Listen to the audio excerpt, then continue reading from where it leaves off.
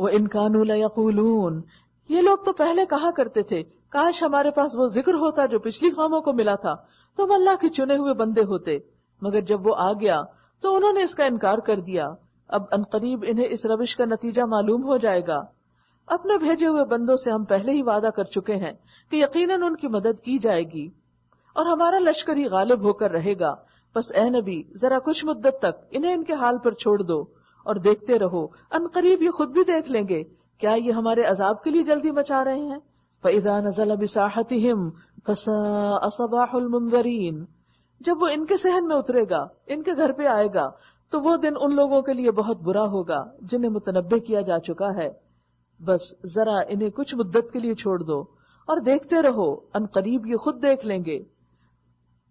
سبحان ربک رب العزت عما یصفون وسلام علی المرسلین والحمد للہ رب العالمین، پاک ہے تیرا رب عزت کا مالک ان تمام باتوں سے جو یہ لوگ بنا رہے ہیں، یعنی شرکیہ باتیں جو اللہ کے عزت میں کمی کرنا چاہتے ہیں، اس سے اللہ پاک ہے، وہ اس سے بہت بالا و بلند ہے، اور سلام ہے مرسلین پر، رسولوں پر، اور ساری تعریف اللہ رب العالمین ہی کے لیے ہے۔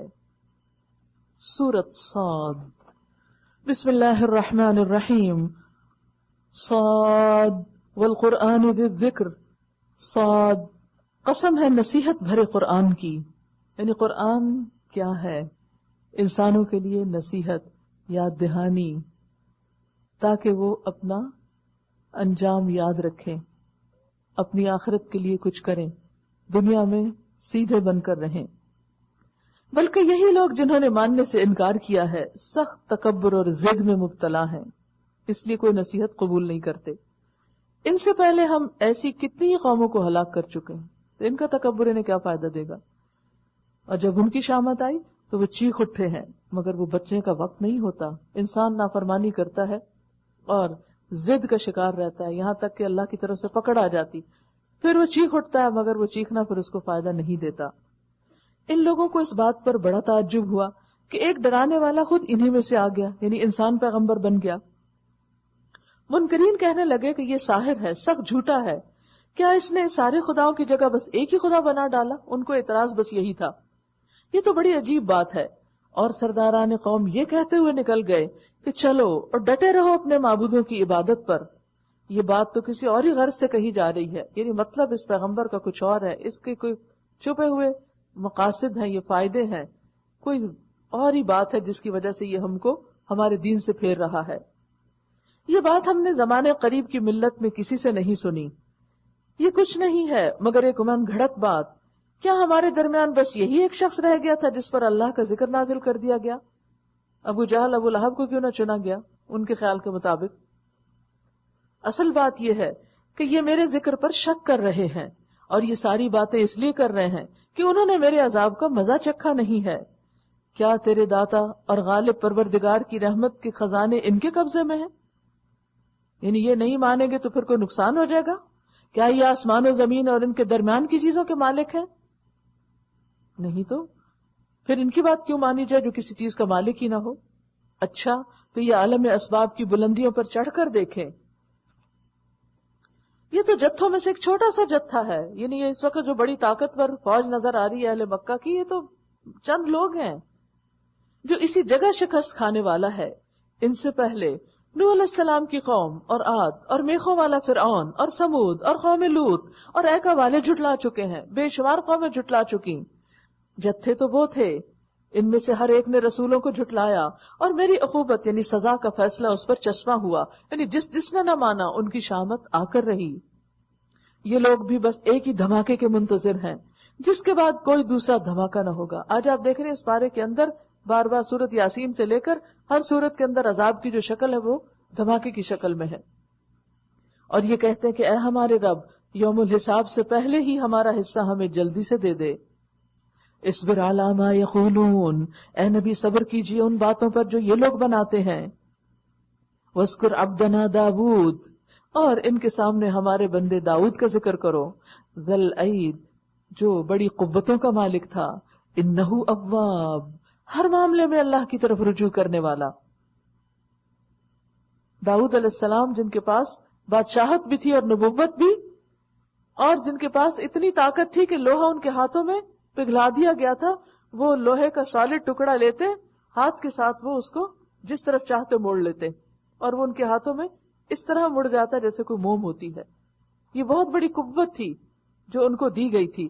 لیکن اتنی قوت ٹیکنالوجی کے باوجود ہر معاملے میں اللہ کی طرف رجوع، ہر معاملے میں اللہ سے مشورہ، اسی کی تعریف، اسی کا ذکر، اسی کا شکر، اسی کے لیے صبر، سب کچھ اسی کے ساتھ وابستہ. یہ ہے اصل اطاعت، اور یہ ہے اصل الہ ماننا، کہ اپنے ہاتھوں کی قوت پر نہیں، مال کی قوت پہ نہیں، انسانوں کی قوت پہ بھروسہ نہیں، ہر معاملے میں اللہ کی قوت پر بھروسہ. ہم نے پہاڑوں کو اس کے ساتھ مسخر کر رکھا تھا کہ صبح اور شام وہ اس کے ساتھ تسبیح کرتے تھے. وہ پہاڑوں میں نکل جاتے اور جب وہ زبور پڑھتے، اس میں ہمس پڑھتے، تو ہر طرف ایک ایکو ہوتا، ایک گونج ہوتی، اور سارے پہاڑ بھی تسبیح میں شریک ہو جاتے اور ایک سما بن جاتا.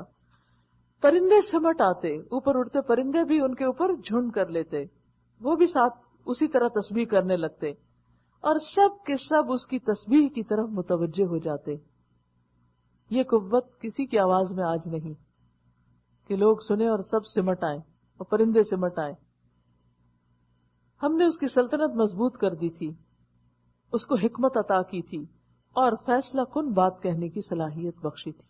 یہ بھی اللہ کی نعمتوں میں سے بڑی نعمت ہوتی کہ انسان ڈیسیژن لے لے اور ڈیسیژن دے دے، اور جو بات کرے ساؤنڈ بات ہو اور ڈیسائسو ہو، کلیئر ہو. یہ بھی ایک بہت بڑی پاور ہے، تذبذب میں نہ رہے. پھر تمہیں کچھ خبر پہنچی ان مقدمے والوں کی جو دیوار چڑھ کر ان کے بالا خانے میں گھس آئے تھے. داؤد علیہ السلام نے بہت زبردست ٹائم مینجمنٹ کر رکھی تھی.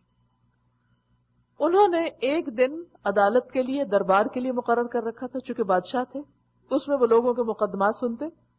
دوسرا دن اللہ کی عبادت کے لیے سب سے الگ ہو کر بیٹھ جاتے. ہم تو سال میں ایک دفعہ اعتکاف کرتے ہیں نا، اور وہ بھی سب نہیں، لیکن انہوں نے پورا دن ایسا مقرر کیا تھا کہ جس سے کسی سے نہیں ملتے تھے، صرف اللہ کی عبادت کرتے تھے. اور ایک تیسرا دن اپنے گھر والوں کے لیے، ذاتی ضروریات کے لیے. اور یہی ان کی روٹین تھی، یعنی ہر تیسرے دن کا ان کا شیڈیول بدلتا تھا. ہر شخص اپنے اپنے طریقے اور اپنی اپنی ضرورت کے مطابق اپنی ٹائم مینجمنٹ کر سکتا ہے. لیکن دنیا کے تمام کامیاب لوگ ایک ڈسپلن کے ساتھ زندگی بسر کرتے ہیں. اور آپ دیکھیے کہ ہم اکثر پریشان رہتے ہیں، اکثر کس بات پہ؟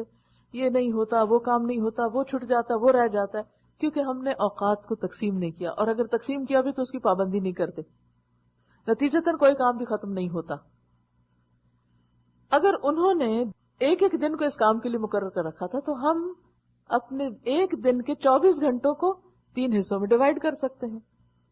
ایک وقت گھر والوں کے لیے، ذاتی ضروریات کے لیے، ایک اللہ کی عبادت اور پڑھنے پڑھانے، دین کی تبلیغ تعلیم کے لیے، اور ایک حصہ لوگوں کی خدمت کے لیے.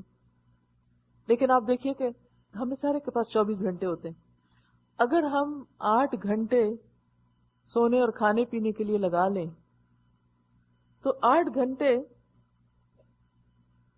تعلیم و تدریس اور اس طرح کے کاموں کے لیے کافی ہو سکتے ہیں، اور باقی 8 گھنٹے جو ہیں وہ کس کے لیے لگائیں گے؟ عبادت کے لیے. یعنی ایک حصہ بندوں کے لیے، ایک حصہ اللہ کے لیے، اور ایک حصہ اپنے لیے. 3 حصے. اب اس کو سامنے رکھ کے اپنا اپنا ٹائم ٹیبل آپ بنا لیں.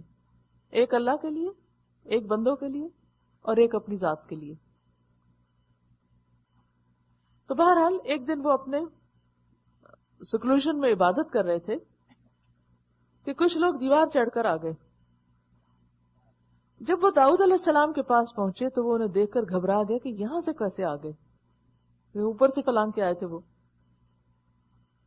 انہوں نے کہا ڈریے نہیں، ہم 2 فریق مقدمہ ہیں جن میں سے ایک نے دوسرے پر زیادتی کی.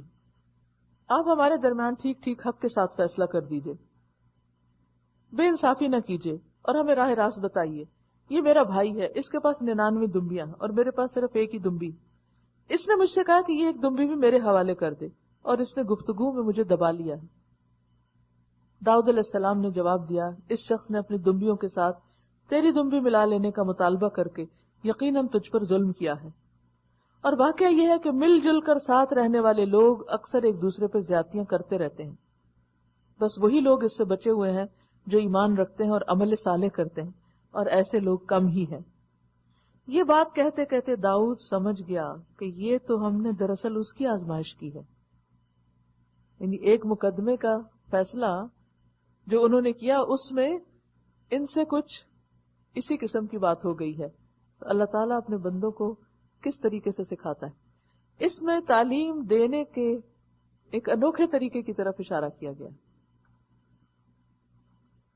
یہ بندے کون تھے؟ ہو سکتا ہے حقیقی بندے اور ہو سکتا ہے فرشتے ہوں جو انسانی شکل میں ان کے پاس آ گئے ایک فرضی مقدمہ لے کر اور اپنا کیس سامنے پیش کیا اور ان سے فیصلہ چاہا. تھے تو وہ انصاف پسند. تو جب انہوں نے یہ فیصلہ صحیح طریقے پر کیا تو اس پر انہیں اپنا کوئی پچھلا فیصلہ یاد آ گیا جس پر وہ پشیمان ہوئے. تو وہ سمجھ گئے کہ یہ تو میری آزمائش ہو گئی. ان کی آنکھیں کھل گئیں. یہ ہوتا ہے نا روشن دل، تقوی والا دل، کہ انسان کو اپنی غلطی نظر آتی. اچھا، یہ طریقہ تعلیم کیا ہے جسے آپ بچوں کو سکھاتے ہیں اسکٹس کے ذریعے؟ چھوٹے چھوٹے آپ ان کو ایسے پلیز دے دیتے ہیں کہ وہ مختلف کیریکٹرز کے ساتھ کسی ایک خاص چیز کو پیش کریں. تو انسان کچھ چیزیں صرف سن کے سیکھتا ہے لیکچر کے فارم میں، کچھ سن کے اور دیکھ کے، اور کچھ کر کے. جن چیزوں کو انسان کر لیتا ہے نا، یا کسی کو کرتے ہوئے دیکھ لیتا ہے، وہ نہیں بھولتا، پھر وہ چیزیں جلدی سمجھ میں آتی ہیں.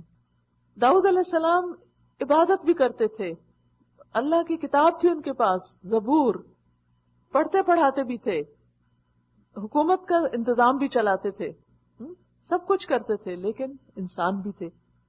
تو انسانوں کے ساتھ انسانوں کی کمیاں تو ہوتی ہیں کہیں نہ کہیں. تو بتانا یہ مقصود ہے کہ کس طرح قلب سلیم رکھنے والے لوگ فوراً اپنی کمی کو جان لیتے ہیں. جب ان کو اللہ تعالیٰ دکھا دیتا ہے تو فوراً وہ پلٹ آتے ہیں. فاستغفر ربہ، اپنے رب سے معافی مانگ لی.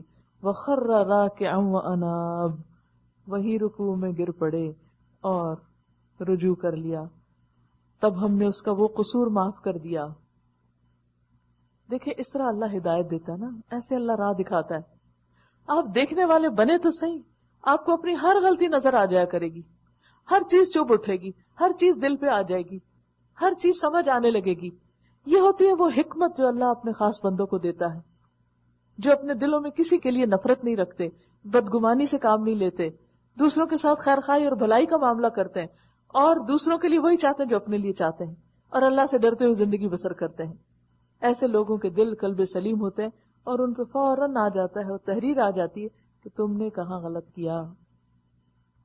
تب ہم نے اس کا وہ قصور معاف کر دیا، اور یقیناً ہمارے ہاں اس کے لیے تقرب کا مقام اور بہتر انجام ہے.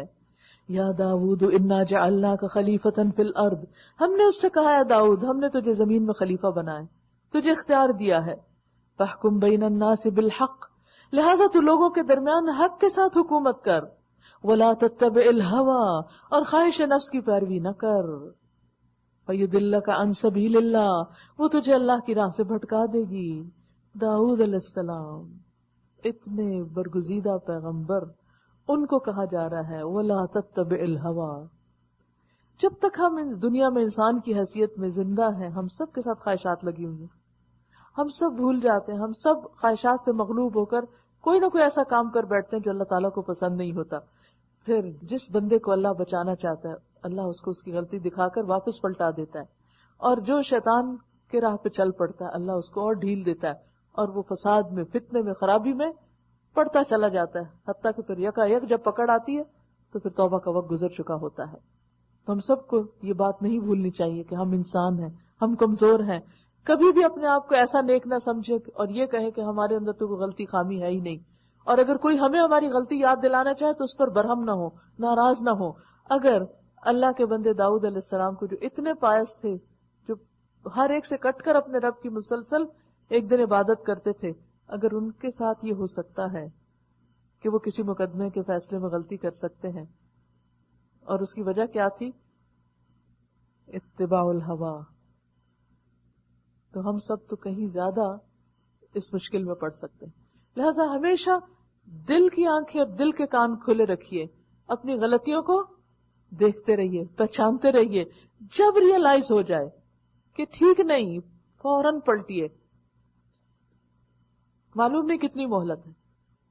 تو جو پلٹ آتا ہے وہی منیب ہوتا ہے، اللہ کی طرف رجوع کرنے والا. اس سے پہلے بھی ہم نے پڑھا داؤد علیہ السلام کے بارے میں کہ وہ کثرت سے انابت کرتے تھے، اللہ کی طرف رجوع کرتے تھے. ان الذين يضلون عن سبيل الله لهم عذاب شديد بما نسوا يوم الحساب. جو لوگ اللہ کی راہ سے بھٹکتے ہیں یقیناً ان کے لیے سخت سزا ہے کہ وہ یوم الحساب کو بھول گئے. وما خلقنا السماء والارض وما بينهما باطلا. ہم نے اس آسمان اور زمین کو اور اس دنیا کو جو ان کے درمیان ہے فضول پیدا نہیں کیا. یہ سب کچھ با مقصد ہے، سب اللہ کی اطاعت میں ہے. کل فی فلک یسبحون، تیز رفتاری سے اپنا اپنا کام کر رہے ہیں. یہ تو ان لوگوں کا گمان ہے جنہوں نے کفر کیا. تو اگر ہر چیز کا ایک مقصد ہے تو ہمیں بھی سوچنا چاہیے میری زندگی کا کیا مقصد ہے، اور اس مقصد کو پورا کرنے کے لیے میں کتنی جد و جہد کر رہی ہوں. یہ تو ان کا گمان ہے جنہوں نے کفر کیا. ایسے کافروں کے لیے بربادی ہے جہنم کی آگ سے. کیا ہم ان لوگوں کو جو ایمان لاتے ہیں اور نیک اعمال کرتے ہیں اور ان کو جو زمین میں فساد کرنے والے ہیں یکساں کر دیں گے؟ نیکوں اور بدوں کو ایک جگہ کر دیں گے؟ کیا متقیوں کو ہم فاجروں جیسا کر دیں گے؟ دو مختلف کردار، دو مختلف پرسنالٹیز. کتاب انزلناہ الیک مبارک، یہ ایک بڑی برکت والی کتاب ہے، ہم نے آپ کی طرف نازل کی ہے. کیوں نازل کی ہے؟ لیدبروا آیاتی، تاکہ یہ اس کی آیات پر غور و فکر کریں، تدبر کریں، آیات کا پیچھا کریں، مستقل غور و فکر کریں. وَلِيَتَذَكَّرَ أُولُو الْأَلْبَابِ، اور عقل اور فکر رکھنے والے اس سے سبق لیں. لَعَلَّهُمْ يَذَّكَّرُونَ، ذکر مبارک، یاد دہانی، نصیحت. اس لیے قرآن کو بار بار پڑھتے رہنا چاہیے تاکہ بھولے ہوئے سبق یاد آ جائیں.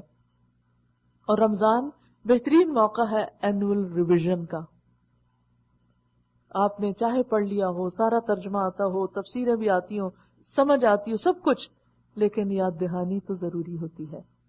نبی صلی اللہ علیہ وسلم رمضان میں جبریل کے ساتھ مدارست کرتے تھے، یعنی جبریل پڑھتے اور آپ سنتے اور آپ پڑھتے اور جبریل سنتے. آخری رمضان میں 2 دفعہ ایسا کیا. تو آئندہ کے لیے ایک ارادہ کر لیجئے کہ سال بھر جو بھی اللہ موقع دے پڑھنے پڑھانے کا، لیکن رمضان کے مہینے میں ایک دفعہ پورے قرآن سے سمجھ کے ساتھ گزر جائیے. ایٹ لیسٹ اس کی ٹرانسلیشن یا اس کے موٹے موٹے سبق ضرور، اس کی ریویژن. پھر آپ دیکھیں کہ سال بھر کے لیے آپ کو ایک فوڈ مل جائے گی انشاءاللہ. کیونکہ تدبر ہوتا نہیں جبکہ ایک کے بعد ایک آیت کو پڑھا نہ جائے اور اس کو اس کے کانٹیکس میں نہ دیکھا جائے. اور داؤد علیہ السلام کو ہم نے سلیمان جیسا بیٹا عطا کیا، جیسے ابراہیم علیہ السلام کو اسماعیل جیسا بیٹا اور داؤد علیہ السلام کو سلیمان جیسا بیٹا. یہ دنیا کی جزا ہے، دنیا میں اللہ نیکی کا بدلہ دیتا ہے. بہترین بندہ، کثرت سے اپنے رب کی طرف رجوع کرنے والا، جیسا باپ ویسا بیٹا. قابل ذکر ہے وہ موقع جب شام کے وقت اس کے سامنے خوب سدھے ہوئے تیز رو گھوڑے پیش کیے گئے تو اس نے کہا میں نے اس مال کی محبت اپنے رب کی یاد کی وجہ سے اختیار کی ہے. یعنی دنیا دار بندے کے پاس جب دنیا آتی ہے تو وہ اس کو پا کر پھول جاتا ہے، لیکن اللہ کے بندے کے پاس جب لیٹسٹ بہترین چیز کوئی آتی ہے تو وہ اللہ کا شکر ادا کرتا ہے اور اس کو اللہ کی راہ میں استعمال کرتا ہے. لہذا چونکہ بادشاہ تھے، سلیمان علیہ السلام کو بھی بہت بڑی سلطنت ملی تھی، تو ان کے سامنے فوجی گھوڑے پیش کیے گئے جیسے پریڈ ہوتی ہے یا کوئی، تو وہ آتے گئے اور گزرتے گئے. کبھی آپ اگر گھوڑوں کی ریس دیکھیں یا گزرتے ہوئے تیز دوڑتے ہوئے گھوڑوں کو دیکھیں تو ایک عجیب کیفیت ہوتی ہے دل کی اور ایک زبردست منظر ہوتا دیکھنے والا. اور یہ سب سلیمان علیہ السلام کے تابع ان کے حکم سے سامنے لائے گئے. جب سارے گزرے، ان کو دیکھا، دل خوش ہوا، دل میں ان کی محبت آئی، تو کہا یہ میرے دل میں ان گھوڑوں کی محبت اللہ کی یاد کی وجہ سے ہے کہ میں ان کو اللہ کے راستے میں استعمال کروں گا. آپ بھی اپنی کوئی چیز، چاہے وہ قلم ہو، چاہے وہ ٹیلی فون ہو، چاہے وہ کمپیوٹر ہو، کچھ بھی، اگر آپ کو اس سے اٹیچمنٹ ہے تو فوراً کہیں کہ میں نے انی احببت حب الخیر عن ذکر ربی، کہ یہ میرے رب کی یاد میں اضافہ کرتی ہیں چیزیں، اور رب کو یاد کرنے کے لیے میں نے یہ چیز رکھی ہے. ہر وہ چیز کوئی قیمتی ہو یا معمولی ہو جس سے رب یاد آئے، جو اللہ کی یاد دلائے، وہ بذات خود کوئی بری چیز نہیں. لیکن کوئی ایسی چیز چاہے وہ معمولی ہو اگر رب کی یاد سے غافل کر رہی ہے، مثلا اگر آپ کے پاس لیٹسٹ کمپیوٹر ہے، انتہائی فاسٹ، زبردست قسم کا، لیکن اس سے آپ کو رب کی یاد میں مدد مل رہی ہے تو کوئی حرج نہیں اس کو رکھنے میں. اور ایک پٹیچر سا کمپیوٹر آپ نے رکھا ہوا اور اس پر آپ دن بھر خرافات دیکھتے ہیں تو وہ آپ کے لیے وبال جان بنے گا کہ آپ کے وقت کے ضائع کرنے کا ذریعہ بنا.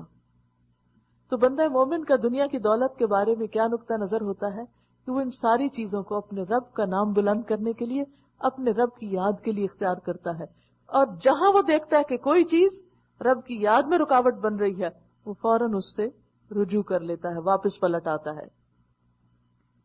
یہاں تک کہ جب وہ گھوڑے نگاہ سے اوجھل ہو گئے تو اس نے حکم دیا کہ انہیں میرے پاس لاؤ. پھر لگا ان کی پنڈلی اور گردنوں پہ ہاتھ پھیرنے. اب دیکھیے کہ جانور ہو یا کوئی بچہ ہو تو کسی کی گردن پہ، بالوں میں ہاتھ کب پھیرتا ہے؟ پیار سے، محبت سے. تو ان کو ان گھوڑوں سے محبت تھی، ان کے اوپر ہاتھ پھیرنے لگے. تو مطلب یہ ہے کہ اللہ کی یاد دنیا میں کسی چیز کی محبت سے روکتی نہیں انسان کو، ایز لانگ ایز کہ وہ محبت اللہ کی یاد میں رکاوٹ کا ذریعہ بنے. یعنی ایک دفعہ گزرے، پھر واپس، پھر بلایا، پھر ان کو پیار کیا. اور دیکھو سلیمان کو بھی ہم نے آزمائش میں ڈالا، جیسے داؤد علیہ السلام کو ڈالا تھا، ان کو بھی ڈالا، اور اس کی کرسی پر ایک جسد لا کر ڈال دیا. اس کی کئی ایک تفاسیر کی جاتی ہیں. کہا جاتا ہے کہ سلیمان علیہ السلام نے چاہا تھا کہ ان کی بہت ساری اولاد ہو، بیٹے ہوں بہت سارے، جن کو وہ اللہ کے راستے میں قربان کریں. لیکن ہوا یہ کہ کوشش کے باوجود ان کو ایک بیٹا ملا، اور وہ بھی ایسا جو ہینڈی کیپ تھا یا امپرفیکٹ تھا، یعنی پوری طرح فارمڈ بھی نہیں تھا. تو اس کو لا کر کرسی پہ ڈال دیا. پھر اس نے رجوع کیا اور کہا اے میرے رب مجھے معاف کر دے اور مجھے وہ بادشاہی دے جو میرے بعد کسی کے لیے سزاوار نہ ہو. یعنی اگر میری یہ بادشاہت میری نسل میں نہیں چل سکتی تو وہ سب کام مجھے کو کر دینے کی توفیق دے، کیونکہ انہوں نے بادشاہت کسی اپنی ذاتی شان و شوکت کے لیے نہیں مانگی تھی. بے شک تو ہی اصل داتا ہے. تو آپ دیکھیں کہ ایک طرف اللہ تعالیٰ انسان کو اسباب اور وسائل دیتا ہے جس سے وہ اپنے رب کی یاد کے قریب ہوتا ہے، اس کے دین کا کام کرتا ہے. اور ایک یہ کہ انسان اسباب کی طلب رکھتا ہے لیکن وہ نہیں اس کو ملتے. دو طرح کے لوگ ہوتے ہیں نا، ایک وہ جن کو وہ سب کچھ، وہ اسباب اور ذرائع اور وہ مواقع سب کچھ مل جاتا ہے اور وہ کام کر لیتے ہیں، اور کچھ دوسرے تڑپتے رہتے ہیں اور ان کو نہ کوئی ذریعہ، نہ کوئی طریقہ، نہ کوئی کچھ نہیں ملتا، صرف ایک تڑپ ہوتی. تو پھر ایسے میں انسان کیا کہے کہ اللہ اگر میرے بعد میرا یہ سلسلہ نہیں چل سکتا یا میرے علاوہ کوئی اور یہ نہیں کر پا رہا تو پھر تو مجھے کو توفیق دے اتنی کہ میں اس کا حق ادا کر سکوں. تو اسی لیے انہوں نے کہا کہ ایسی بادشاہت ملے کہ جو میرے بعد پھر کسی اور کے پاس نہ ہو. یہ نہیں کہ کسی اور کو تو کچھ نہ دینا اور وہ حسد کے لیے کہے، نہیں، یہ مقصد نہیں. مطلب یہ ہے کہ مجھے پھر ہر طرح سے اکوپ کر دے تاکہ میں زیادہ سے زیادہ وہ سب کام کر جاؤں جس کے لیے میں اولاد چاہ رہا تھا. ہم نے اس کے لیے ہوا کو مسخر کر دیا جو اس کے حکم سے نرمی کے ساتھ چلتی تھی جدھر وہ چاہتا تھا. اصل میں یہ سارے پیغمبروں کی مثالیں دینے کا مقصد کیا ہے؟ ہوتا یہ ہے کہ زندگی میں ہم سب کسی نہ کسی درجے میں ان آزمائشوں سے، ان راستوں سے، ان مشکلات سے گزرتے ہیں. کبھی اللہ تعالیٰ دے کے آزماتا ہے اور کبھی لے کے آزماتا ہے. کسی کے پاس اولاد ہوتی ہے تو اس کی آزمائش ہوتی ہے اور کسی کے پاس اولاد نہیں ہوتی. کسی بھی چیز کو عذر نہ بنا لیں، یہ بہانہ نہ کریں چونکہ بچے ہیں، چھوٹے ہیں، کچھ نہیں کر سکتے. کبھی یوں نہ کہیں چونکہ بچے نہیں ہیں اس لیے سخت پریشانی ہے تو کام نہیں کر سکتے. اللہ کی اطاعت اور عبادت کا کام کرتے چلے جائیں.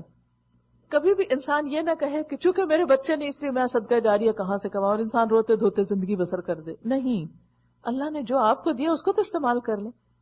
یہ نہیں کہ جو نہیں ہے اس کے غم میں وہ بھی گنوا دے جو آپ کے پاس ہے.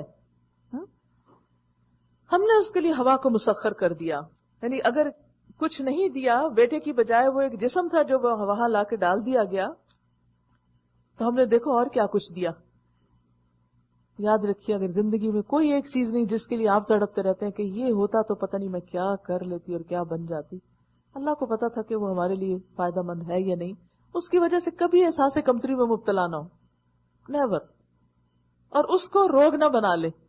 اور اس کو بہانہ نہ بنا لیں، اس کو بیساکھی نہ بنا لیں کہ اب میں کیا کروں، میں تو بیساکھیوں پہ ہوں. نہیں، دیکھیے کیا کچھ ہے، اپرچونٹیز کو دیکھیے. سلیمان علیہ السلام کو اللہ نے کیا اپرچونٹیز دی تھی، اللہ تعالیٰ اس کا ذکر کرتے ہیں. ہم نے اس کے لیے ہوا کو مسخر کر دیا جو اس کے حکم سے نرمی کے ساتھ چلتی تھی جدھر وہ چاہتا تھا. کیا آج تک دنیا میں کسی کے لیے ہوا مسخر ہوئی کہ اس کو اپنی مرضی سے اپنے مرضی کا رخ دے دے؟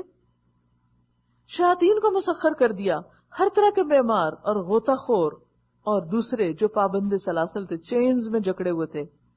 ہم نے اس سے کہا یہ ہماری بخشش ہے، تجھے اختیار ہے، جسے چاہے دے، جس سے چاہے روک لے، کوئی حساب نہیں، کوئی پوچھ نہیں ہوگی تم سے، جو چاہے کر اس کے ساتھ.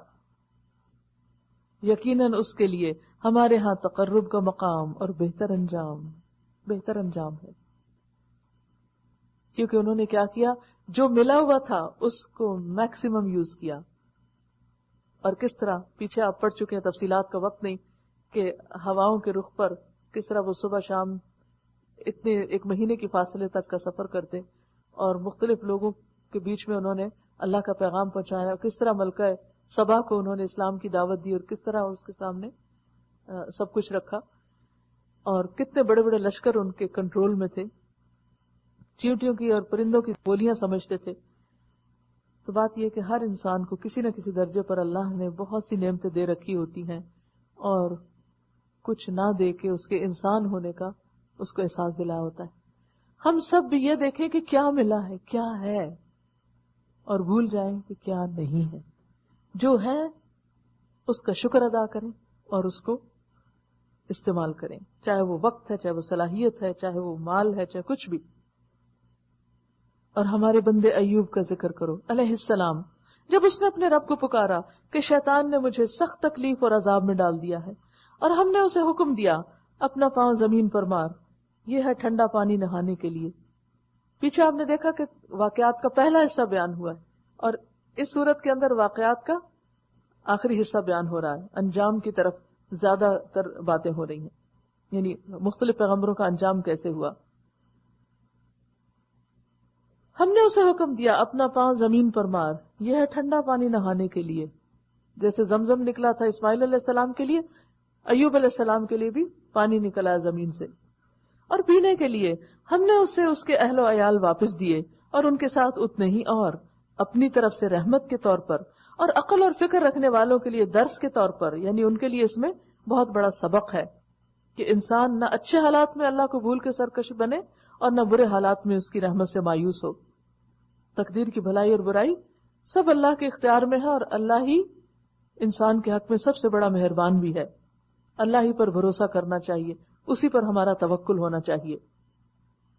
اور ہم نے اس سے کہا تنکوں کا ایک مٹھا لے اور اس سے مار دے، اپنی قسم نہ توڑ. انہوں نے کسی کو مارنے کی قسم کھائی تھی تو کہا کہ قسم نہ توڑو، اب وہ کوڑے مارنے کی بجائے 100 تنکے لے لو اور اس کو ایک دفعہ مار دو، تمہاری قسم پوری ہو جائے گی. انا وجدناہ صابرا، ہم نے اسے صابر پایا، بہترین بندہ، اپنے رب کی طرف بہت رجوع کرنے والا. ایک اور کامن چیز جو سارے پیغمبروں میں مل رہی ہے وہ کیا ہے؟ ہر بات میں رب کی طرف رجوع. اور ہمارے بندوں ابراہیم اور اسحاق اور یعقوب کا ذکر کرو، بڑی قوت عمل رکھنے والے، اولی الایدی والابصار، اور دیدہ بھر لوگ تھے، بہت سمجھدار، ہاتھوں والے اور نگاہوں والے. یعنی ہاتھ قوت کی علامت اور نگاہ سمجھ کی علامت. ہم نے ان کو ان کی ایک خاص صفت کی بنا پر برگزیدہ کیا تھا. انا اخلصناہم بخالصۃ، کیا تھی وہ صفت؟ ذکر الدار، گھر کی یاد، آخرت کی یاد. وہ دنیا کو نہیں، آخرت کو اپنا گھر سمجھتے تھے، اس کی یادوں میں جیتے تھے. اس لیے انہوں نے دنیا میں بہت بڑے بڑے کام کیے، سخت محنت کی، کوشش کی. یقیناً ہمارے ہاں ان کا شمار چنے ہوئے نیک اشخاص میں ہے. اور اسماعیل اور الیسع اور ذوالکفل، ان سب کا ذکر کرو، یہ سب نیک لوگوں میں سے تھے. یہ ایک ذکر تھا. اب سنو کہ وَإِنَّ لِلْمُتَّقِينَ لَحُسْنَ مَآب، ان پیغمبروں کے بعد باقی بھی جو تقوی والے لوگ ہوں گے، متقی پرہیزگار لوگ ہوں گے، ان کے لیے بھی یقیناً بہترین ٹھکانہ ہے. لہٰذا اس رمضان میں اگر آپ تقوی کا گول اچیو کر لیتے ہیں تو آپ بھی اسی لسٹ میں شامل ہو جائیں گے. ان کے لیے کیا ہے؟ ہمیشہ رہنے والی جنتیں، جن کے دروازے ان کے لیے کھلے ہوں گے، کھولنے کی ضرورت نہیں پڑے گی، کوئی دھکا نہیں لگانا پڑے گا، انتظار نہیں کرنا پڑے گا، کوئی لاک نہیں لگا ہوگا کہ چابی لانی پڑے کہیں سے. ان میں وہ تکیے لگائے ہوئے بیٹھے ہوں گے، خوب خوب فواکہ اور مشروبات طلب کر رہے ہوں گے، اور ان کے پاس شرمیلی ہم سن بیویاں ہوں گی، ہم عمر. یہ وہ چیزیں ہیں. یہاں بھی آپ دیکھیے، پیچھے بھی جب عورتوں کا ذکر ہوا تو حیا کی بات ہوئی، نگاہوں کی حفاظت، اور یہاں بھی عورت کی خاص صفت شرمیلا ہونا، با حیا ہونا. بعض اوقات ہم کانفیڈنس دکھاتے دکھاتے زبان سے بھی وہ بولنے لگتے ہیں جو نہیں بولنا چاہیے، اور ساری حدیں پار کر جاتے ہیں اور کہتے ہیں کہ نہیں، یہ تو انسان کو کانفیڈنٹ ہونا چاہیے، دوسروں کی آنکھوں میں آنکھیں ڈال کے بات کرنی چاہیے. تو بات یہ ہے کہ ہمیں ایک معیار اور پیمانے دیے ہیں کسی اور تہذیب نے، اور ایک معیار پیمانہ ہے ہمارے اپنے دین کا. یہ وہ چیزیں ہیں جنہیں حساب کے دن عطا کرنے کا تم سے وعدہ کیا جا رہا ہے. یہ ہمارا رزق ہے جو کبھی ختم ہونے والا نہیں. یہ تو ہے متقیوں کا انجام، اور سرکشوں کے لیے بدترین ٹھکانہ جہنم، جس میں وہ جھلسے جائیں گے، بہت ہی بری قیامگاہ. یہ ہے ان کے لیے، پس وہ مزہ چکھے کھولتے ہوئے پانی اور پیپ اور لہو اور اسی قسم کی دوسری تلخیوں کا. وہ جہنم کی طرف اپنے پیروکاروں کو آتے ہوئے دیکھ کر آپس میں کہیں گے، یہ ایک لشکر تمہارے پاس گھسا چلا آ رہا ہے، کوئی خوش آمدید ان کے لیے نہیں، کیونکہ جہنم ایک کے بعد ایک فوج پھینکی جائے گی. جب پہلے والے جل مر رہے ہوں گے تو اوپر سے اور آ جائیں گے، جگہ اور تنگ ہو جائے گی، ٹھوسے جائیں گے. یہ آگ میں جھلسنے والے ہیں. وہ ان کو جواب دیں گے، نہیں بلکہ تم ہی جھلسے جا رہے ہو، آپس میں لڑنا شروع کر دیں گے.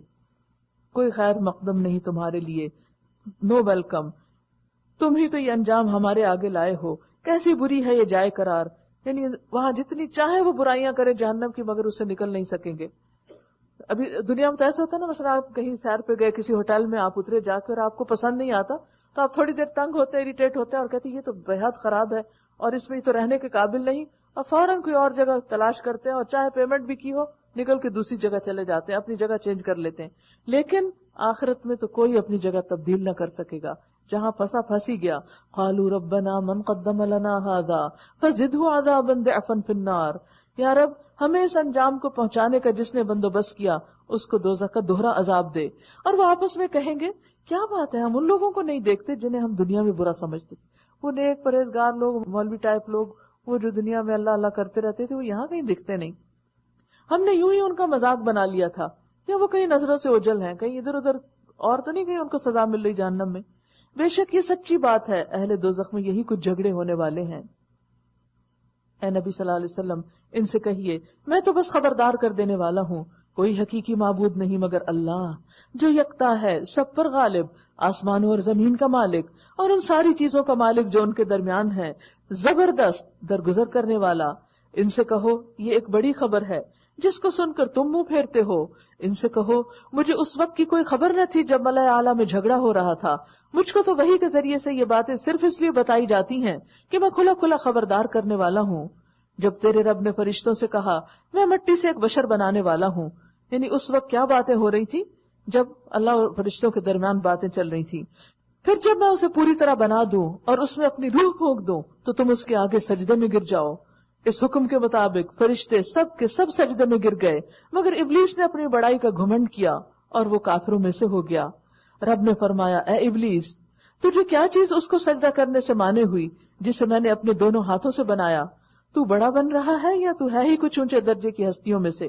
اس نے جواب دیا، میں اس سے بہتر ہوں، میں انسان سے زیادہ اچھا ہوں. یاد رکھیے، جب تک انسان کے اندر یہ ابلیسی خیال رہے کہ میں دوسروں سے بہتر ہوں، انسان پھر بہتر بن نہیں سکتا. آپ نے مجھ کو آگ سے پیدا کیا اور اس کو مٹی سے، یہ تھی اس کی لاجک. فرمایا اچھا تو یہاں سے نکل جا، تو مردود ہے. جبکہ آپ نے دیکھا ہوگا کہ مٹی کو آگ سے نہیں جلا سکتے، آگ کو مٹی سے بجھا سکتے ہیں، طاقتور مٹی ہی ہے پھر بھی، لیکن اس کو یہ خیال ہو گیا تھا کہ وہ زیادہ طاقتور ہے. اور تیرے اوپر یوم الجزا تک میری لعنت ہے. وہ بولا، اے میرے رب یہ بات ہے تو پھر مجھے اس وقت تک کے لیے مہلت دے جب یہ دوبارہ اٹھائے جائیں گے. فرمایا اچھا تجھے اس روز تک کی مہلت ہے جس کا وقت مجھے معلوم ہے، اسی لیے شیطان کی عمر قیامت تک لمبی ہے. اس نے کہا، تیری عزت کی قسم میں ان سب لوگوں کو بہکا کر رہوں گا بجز تیرے ان بندوں کے جنہیں تو نے خالص کر لیا، چنے ہوئے، مخلص. فرمایا تو حق یہ ہے اور میں حق ہی کہا کرتا ہوں کہ میں جہنم کو تجھ سے اور ان سب لوگوں سے بھر دوں گا جو انسانوں میں سے تیری پیروی کریں گے. اے نبی صلی اللہ علیہ وسلم ان سے کہیے میں اس تبلیغ کے کام پر تم سے کوئی اجر نہیں مانگتا اور نہ میں بناوٹی لوگوں میں سے ہوں، میں تکلف کرنے والوں میں سے نہیں. تکلف کیا ہوتا ہے؟ بزور کسی صفت کو اپنے اندر ثابت کرنا جو ہوتی کوئی نہیں، آرٹیفیشل طریقے سے اپنے اندر کوئی ایسی چیز پیدا کرنا. اور حقیقت یہ ہے کہ تبلیغ میں بناوٹی باتیں اثر نہیں کرتی.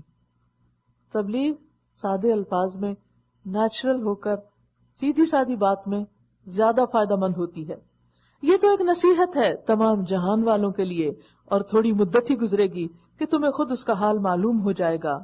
سورۃ الزمر، بسم اللہ الرحمن الرحیم، تنزیل الکتاب من اللہ العزیز الحکیم. اس کتاب کا نزول اللہ زبردست اور دانا کی طرف سے ہے، حکمت والا.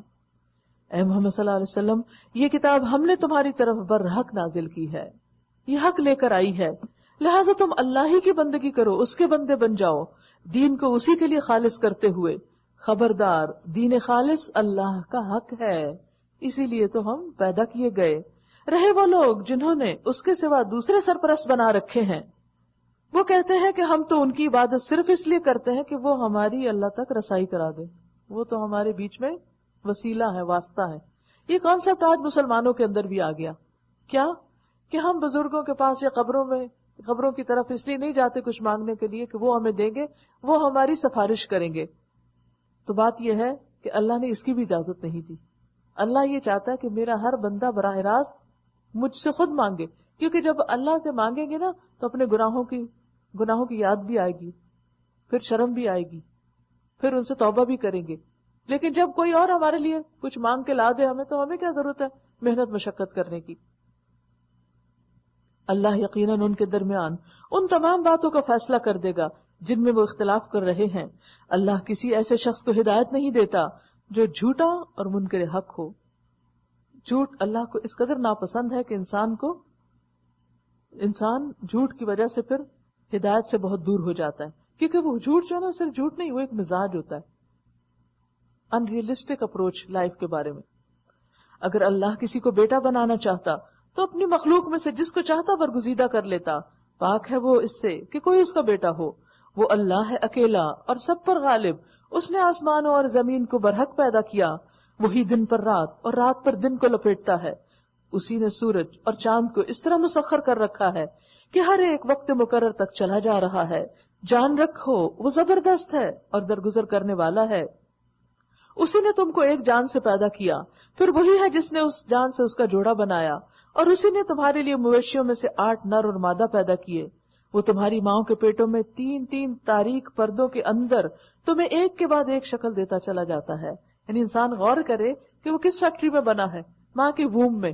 وہاں نہ روشنی بلکہ 3 پردے اور تینوں اندھیرے. اور کس طرح اللہ سبحانہ وتعالیٰ ناک نقشہ، ایک بال اپنی صحیح جگہ پر، اور انسان کی آنکھیں اور آنکھوں کی پلکیں اور کان، اور پرفیکٹ برابر بیلنسڈ سب کچھ نکلا کہاں سے؟ کبھی دیکھے تو صحیح. انسان خود جو کچھ بناتا ہے، آپ مثلا کوئی چیز کیک بناتے ہیں، کوئی چیز کاٹتے ہیں، کوئی پینٹ کرتے ہیں، کچھ کرتے ہیں، کہیں نہ کوئی گڑبڑ ہو ہی جاتی ہے. حالانکہ آپ پوری یکسوئی کے ساتھ ہر انتظام کر کے روشنی میں آنکھیں لگا کے کرتے ہیں. لیکن ماں کے پیٹ میں یہ سب کچھ تخلیق ہوتا ہے. کون دیکھ رہا ہوتا ہے؟ کون بنا رہا ہوتا ہے؟ خود سے خود تو نہیں ہوتا، کوئی کر رہا ہے، اور وہ اللہ رب العزت ہے. یہی اللہ جس کے یہ کام ہے تمہارا رب ہے. بادشاہی اسی کی ہے، کوئی معبود اس کے سوا نہیں. پھر تم کدھر سے پھرائے جا رہے ہو؟ اگر تم کفر کرو تو اللہ تم سے بے نیاز ہے، لیکن وہ اپنے بندوں کے لیے کفر کو پسند نہیں کرتا. یعنی اگر کوئی کافر بننا چاہتا ہے، انکار کرنا چاہتا ہے، ناشکری کرنا چاہتا ہے، بھلے کرے، اللہ کو ضرورت نہیں اس کی. لیکن اللہ کو پسند بھی نہیں یہ کہ انسان ایسا رویہ اختیار کرے. لیکن وہ اپنے بندوں کے لیے کفر پسند نہیں کرتا، اور اگر تم شکر کرو تو اسے وہ تمہارے لیے پسند کرتا ہے. اب دیکھیں، بندوں میں سے بھی جو شکر گزار بندے ہوتے ہیں وہ آپ کو اچھے لگتے ہیں، اور جو ناقدری کرتے ہیں، ناشکری کرتے ہیں نعمتوں کی، قدرتی طور پر آپ کا دل اس سے خوش نہیں ہوتا. تو اللہ نے تو ہمیں سب کچھ دیا ہے، تو شکر کیا ہے؟ اللہ کی نعمتوں کو قبول کیا جائے، ایکسپٹ کیا جائے، ایکنالج کیا جائے، اپریشیٹ کیا جائے، ان کو صحیح جگہ پر لگایا جائے، اور ان سے اللہ کی نافرمانی کے کام نہ کیے جائیں.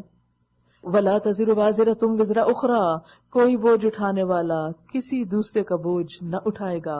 آخر کار تم سب کو اپنے رب کی طرف پلٹنا ہے، پھر وہ تمہیں بتا دے گا کہ تم کیا کرتے رہے ہو.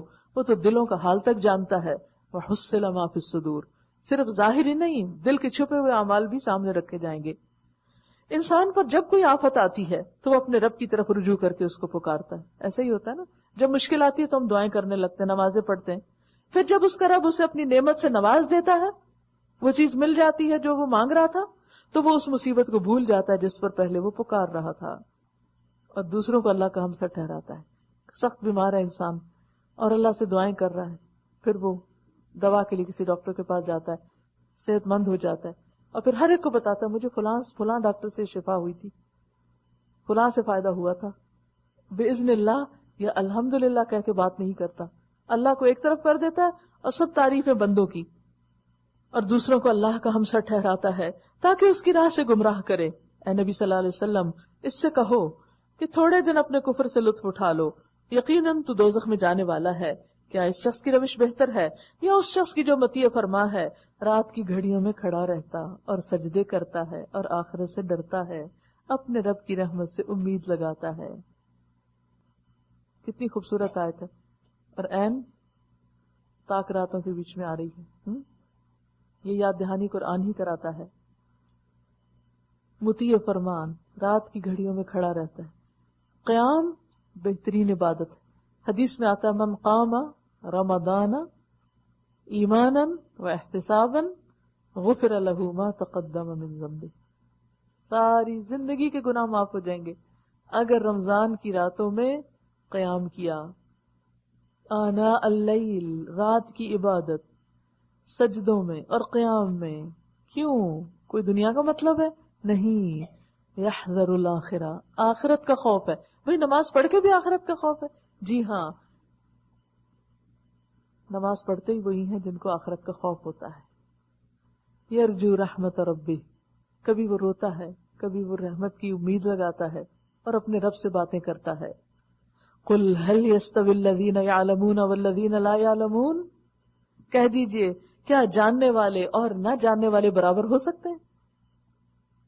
سمپل سی مثال، آپ میں سے جن لوگوں کو ڈائریکٹ عربک سمجھ آتی ہے اور آپ ہی کے ساتھ کھڑے ہوئے مسجد میں دوسرے شخص کو نہیں آتی، کیا دونوں کے دل کا حال ایک ہو سکتا ہے؟ کیا دونوں کی کیفیت ایک ہو سکتی ہے؟ کیا دونوں کے اندر اللہ کا ڈر ایک درجے کا ہو سکتا ہے؟ ہرگز نہیں. انما یتذکر اولو الالباب، نصیحت تو عقل رکھنے والے ہی قبول کرتے ہیں، انہی کو سمجھ آتی ہے بات. یا عباد الذین آمنوا اتقوا ربکم، اے میرے بندو جو ایمان لائے ہو، اپنے رب سے ڈرو. رب سے ڈرو، صرف رب سے. جن لوگوں نے اس دنیا میں نیک رویہ اختیار کیا ہے ان کے لیے بھلائی ہے. للذین احسنوا فی ہذہ الدنیا حسنہ وارض اللہ واسعہ، اور خدا کی زمین وسیع ہے. یعنی اگر ایک جگہ عبادت نہیں کر سکتے، اطاعت نہیں کر سکتے، تو وہاں سے ہجرت کر جاؤ. انما یوفی الصابرون اجرہم بغیر حساب، ہجرت کی وجہ سے جو کچھ چھوڑو گے، جو بھی دل پہ دکھ اور غم آئیں گے، ان کا بدلہ اللہ بہترین دے گا. اس پر صبر کرنا، صبر کرنے والوں کو تو ان کا اجر بے حساب، انلمیٹڈ آتا ہی جائے گا، آتا ہی جائے گا، جس کو تم گن نہ سکو گے، جس کو تم سنبھال نہ سکو گے. قل انی امرت ان اعبد اللہ مخلصا لہ الدین،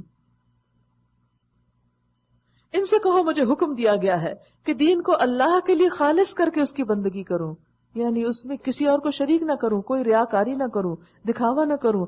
عبادت، نماز، روزہ، حج، زکوٰۃ، سب کچھ صرف اللہ کی خوشی کے لیے. اور مجھے حکم دیا گیا ہے کہ سب سے پہلے میں خود مسلم بنوں، یعنی صرف دوسروں کو ہی بتانا فرض نہیں، خود بھی کر کے دکھانا ضروری ہوتا ہے. کہو اگر میں اپنے رب کی نافرمانی کروں تو مجھے ایک بڑے دن کے عذاب کا خوف ہے. پیغمبر کو کہا جا رہا ہے کہہ دو کہ میں تو اپنے دین کو اللہ کے لیے خالص کر کے اسی کی بندگی کروں گا. آپ بھی کہیے تم اس کے سوا جس کی بندگی کرنا چاہتے ہو کرتے رہو. کہو اصل دیوالیے تو وہی ہیں، اصل بینکرپٹ تو وہی ہیں جنہوں نے قیامت کے روز اپنے آپ کو اور اپنے اہل و عیال کو گھاٹے میں ڈال دیا. خوب سن رکھو، یہی کھلا دیوالیہ ہے، زبردست نقصان. ان پر آگ کی چھتریاں اوپر سے بھی چھائی ہوئی ہوں گی اور نیچے سے بھی، اوپر بھی آگ نیچے بھی آگ. یہ وہ انجام ہے جس سے اللہ اپنے بندوں کو ڈراتا ہے. یا عبادی فتقون، اے میرے بندو پس ڈرو مجھ سے. اللہ سے ڈرنا چاہیے، بخلاف اس کے جن لوگوں نے طاغوت کی بندگی سے اجتناب کیا، یعنی شیطان کی باتیں نہیں مانی اور اللہ کی طرف رجوع کر لیا. ان کے لیے خوشخبری ہے. بس اے نبی بشارت دے دو میرے ان بندوں کو، خوشخبری ہے میرے ان بندوں کو. کون؟ جو بات کو غور سے سنتے ہیں. کس کی بات؟ اللہ کی بات، اور اس کے بہترین پہلو کی پیروی کرتے ہیں. یعنی جب حق سامنے آتا ہے تو اس کو ایز اٹ از قبول کرتے ہیں، غلط معنی پہنا کر اور تعویلیں کر کے اس کو چھوڑ نہیں دیتے، بلکہ اس پر عمل کرتے ہیں. اولئک الذین ھداھم اللہ، ایسے ہی لوگوں کو اللہ نے ہدایت دی. واولئک ھم اولو الالباب، اور یہی لوگ دراصل عقل مند ہیں کہ جو اللہ کی بات کو ایز اٹ از لے کے سچ سمجھ کر اس پر عمل کریں. اے نبی، اس شخص کو کون بچا سکتا ہے جس پر عذاب کا فیصلہ چسپاں ہو چکا ہو؟ کیا تم اسے بچا سکتے ہو جو آگ میں گر چکا ہو؟ البتہ جو لوگ اپنے رب سے ڈر کر رہے ان کے لیے بلند عمارتیں ہیں، منزل پر منزل بنی ہوئی، جن کے نیچے نہریں بہ رہی ہوں گی. یہ اللہ کا وعدہ ہے، اللہ کبھی اپنے وعدے کی خلاف ورزی نہیں کرتا. یاد رکھیے کہ جنت کی وسعت تو زمین و آسمان کے برابر ہے. ایسا نہیں کہ جگہ کی کمی ہوگی اس لیے ہائی رائزز وہاں کو تعمیر کر کے لوگوں کو ٹھونس دیا جائے گا. اس کا مطلب یہ ہے کہ انسان کی طبیعت میں ہے، کبھی وہ نچلے لیول پہ رہنا پسند کرتا، کبھی وہ اوپر جانا، کبھی وہ ہائٹ پہ جانا. تو ان کی عمارتیں ایسی ہوں گی کہ جس میں اوپر جا کے نیچے کے نظارے بھی کر سکیں گے، کیونکہ بہت ساری چیزیں جو اوپر سے دکھتی ہیں وہ نیچے سے نہیں دیکھ سکتے، وہ لطف نہیں اٹھا سکتے. تو اس لیے بلند و بالا عمارتوں کا بھی ذکر آتا ہے جنت کی جب ذکر آتا ہے، جن کے نیچے نہریں بہ رہی ہوں گی. یہ اللہ کا وعدہ ہے، اللہ اپنے وعدے کی کبھی خلاف ورزی نہیں کرتا. کیا تم دیکھتے نہیں کہ اللہ نے آسمان سے پانی برسایا، پھر اس کو سوتوں اور چشموں اور دریاؤں کی شکل میں زمین کے اندر جاری کیا، پھر اس پانی کے ذریعے سے وہ طرح طرح کی کھیتیاں نکالتا ہے جن کی قسمیں مختلف ہیں، پھر وہ کھیتیاں پک کر سوکھ جاتی ہیں، پھر تم دیکھتے ہو کہ وہ زرد پڑ گئیں، پھر آخر کار اللہ ان کو بھس بنا دیتا ہے. در حقیقت اس میں سبق ہے عقل رکھنے والوں کے لیے. افمن شرح اللہ صدرہ للاسلام، اب کیا وہ شخص جس کا سینہ اللہ نے اسلام کے لیے کھول دیا، اسلام کی محبت اس کے دل میں آ گئی، اسلام سیکھنے کا اس کو شوق آ گیا. فہو علی نور من ربہ، اور وہ اپنے رب کی طرف سے ایک روشنی پر چل رہا ہے. کیا یہ شخص اس کی طرح ہو سکتا ہے جس نے ان باتوں سے کوئی سبق نہ لیا ہو؟ تباہی ہے ان لوگوں کے لیے جن کے دل اللہ کی نصیحت سے اور زیادہ سخت ہو گئے، وہ کھلی گمراہی میں پڑے ہوئے ہیں. اللہ نزل احسن الحدیث کتابا متشابہا مثانی تقشعر منہ جلود الذین یخشون ربہم ثم تلین جلودہم وقلوبہم الی ذکر اللہ ذالک ھدی اللہ یہدی بہ من یشاء ومن یضلل اللہ فما لہ من ہاد. اللہ نے بہترین کلام اتارا، ایسی کتاب جس کے تمام اجزاء ہم رنگ ہیں، اس میں کوئی کنٹراڈکشن نہیں، جس میں بار بار مضامین دہرائے گئے ہیں تاکہ ہمیں بات بھولے نہیں. اسے سن کر ان لوگوں کے رونگٹے کھڑے ہو جاتے ہیں جو اپنے رب سے ڈرتے ہیں، اور پھر ان کے جسم اور ان کے دل نرم ہو کر اللہ کے ذکر کی طرف راغب ہو جاتے ہیں. یہ ہے ایک کردار. اب دیکھیے کہ انسان کے جسم کے رونگٹے کب کھڑے ہوتے ہیں؟ کوئی وقت یاد کیجیے، کوئی موقع، کوئی انسیڈنٹ، کوئی واقعہ، کوئی حادثہ، کوئی خبر جس کو دیکھ کر خود بخود آپ کے بال کھڑے ہو گئے جسم کے. مثلا فلڈ کے ہیبت ناک سین دیکھتے ہیں تو آپ کے جسم میں سنسنی دوڑ جاتی. اب دیکھیے کہ اسکن جو ہے ایک سینسر بھی ہے نا، ہر چیز کو محسوس کرتی، چاہے باہر سے آنے والی گرمی یا اندر سے اٹھنے والے جذبات ہوں، وہ اسکن پر ہی نظر آتے ہیں. اللہ کا ذکر سن کر کس کے دل پگھلتے ہیں؟ جو اللہ سے ڈرتا ہے اور اللہ کی بات کو سچ سمجھتا ہے. پھر کیا تھا ان لوگوں کے اندر نرمی آ جاتی، عاجزی آ جاتی، ان کے رنگ بدل جاتے، ان کے رویے بدل جاتے ہیں، ان کے طریقے بدل جاتے ہیں، ان کے معاملات بدل جاتے ہیں. یہ نتیجہ ہے کس کا؟ اللہ کی آیات کو سمجھنے کا، ان کو سننے کا. یہ اللہ کی ہدایت ہے جس سے وہ راہ راست پہ لاتا ہے جسے چاہتا ہے، اور جسے اللہ ہدایت نہ دے اس کے لیے پھر کوئی ہادی نہیں. کیا قرآن سنے بغیر یہ کیفیت ہو سکتی کسی کی؟ آپ دنوں نہ پڑھیں اور دنوں نہ سنیں اور آپ کہیں کہ آپ کے کھال کے بال کھڑے ہو جائیں اور آپ کے دل نرم ہو جائیں اور آپ اللہ کے ذکر کی طرف راغب ہو جائیں. نہیں، یہ قرآن کے ساتھ ہی کنیکشن رہے تو یہ کیفیات آتی رہتی ہیں. اب اس شخص کی بدحالی کا تم کیا اندازہ کر سکتے ہو جو قیامت کے روز عذاب کی سخت مار اپنے منہ پہ لے گا. ایسے ظالموں سے تو کہہ دیا جائے گا کہ اب چکھو مزہ اس کمائی کا جو تم کرتے رہے تھے. ان سے پہلے بھی بہت سے لوگ اسی طرح جھٹلا چکے ہیں. آخر ان پر عذاب ایسے رخ سے آیا جدھر ان کا خیال بھی نہ جا سکتا تھا.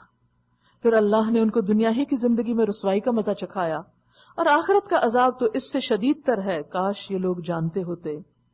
ہم نے اس قرآن میں لوگوں کو طرح طرح کی مثالیں دی ہیں کہ یہ ہوش میں آئیں. ایسا قرآن جو عربی زبان میں ہے، جس میں کوئی ٹیڑھ نہیں، تاکہ یہ برے انجام سے بچیں. اللہ ایک مثال دیتا ہے. ایک شخص تو وہ ہے جس کی ملکیت میں بہت سے کج خلق آقا شریک ہیں جو اسے اپنی اپنی طرف کھینچتے ہیں، اور دوسرا شخص پورا کا پورا ایک ہی آقا کا غلام ہے. اب اپنے آپ کو دیکھیے، اس مثال سے کیا سمجھایا جا رہا ہے کہ ایک یہ کہ آپ ہر کام اللہ کی خاطر اور اللہ ہی کے حکم کے مطابق کرتے ہیں. آپ کا ایک ہی آقا ہے، اسی کو بس راضی کرنا ہے، اور آپ اس لیے لوگوں کی باتوں کی پرواہ نہیں کرتے. کوئی تعریف کرتا ہے تو بھی کوئی بہت بڑی بات نہیں، کوئی تنقید کرتا ہے تب بھی بڑی بات نہیں، کیونکہ آپ نہ ان کی تعریف کے لیے کریں نہ ان کی تنقید کے لیے، آپ تو کریں کسی اور کے لیے. تو آپ کا آقا وہ ہے. لیکن جو شخص اللہ کو آقا نہیں بناتا، پھر وہ ہر ایک کو آقا بنائے ہوئے، اس سے بھی ڈر رہا ہے، اس سے ڈر رہا ہے، اس کے لیے پریشان ہے، اس کی وجہ سے اریٹیٹڈ ہے، کیونکہ انسان ان کو خوش کرنے کے لیے بھاگ دوڑ کر رہا ہے. کوئی ادھر بلا رہا ہے، کوئی ادھر بلا رہا ہے، کوئی ادھر بلا رہا ہے. اب دیکھیں جیسے ایک ماں ہوتی ہے نا، 5 بچے ہیں اس کے، ایک ادھر چیخ رہا ہے، ایک ادھر بلا رہا ہے، ایک ادھر، اس کا حال کیا ہوگا؟ ہر ایک اپنی منوانا چاہتا ہے، اپنے مطالبے ہیں اس کے. تو بالکل اسی طرح ایک شخص جب ایک رب کو چھوڑ کر اوروں کو معبود بنا لیتا ہے تو وہ اپنے آپ کو مصیبت میں ڈال لیتا ہے اور ہر ایک اس کو اپنی طرف کھینچتا ہے. کیا ان دونوں کا حال برابر ہو سکتا ہے؟ الحمدللہ، یعنی ہرگز نہیں. مگر اکثر لوگ نادانی میں پڑے ہوئے ہیں.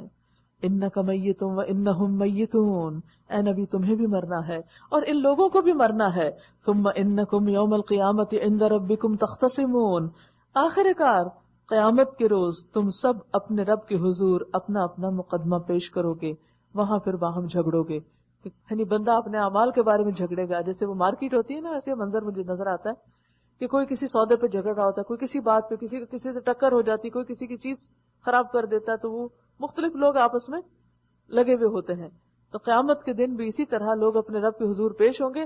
جب دنیا میں اختلاف کرنے والے اور ایک دوسرے کو ستانے والے وہاں اکٹھے ہوں گے تو وہاں بھی پھر ایک دوسرے کو بلیم کرنے لگیں گے، اور جہنم میں جانے والے بھی ایک دوسرے سے لڑیں گے. لیکن اس وقت یہ ساری باتیں فائدہ نہ دیں گی. لہذا انسان کے لیے ضروری ہے کہ اب اس وقت دنیا میں ہوش میں آئے. اللہ تعالی ہمیں عمل کی توفیق عطا فرمائے. وآخر دعوانا ان الحمد للہ رب العالمین.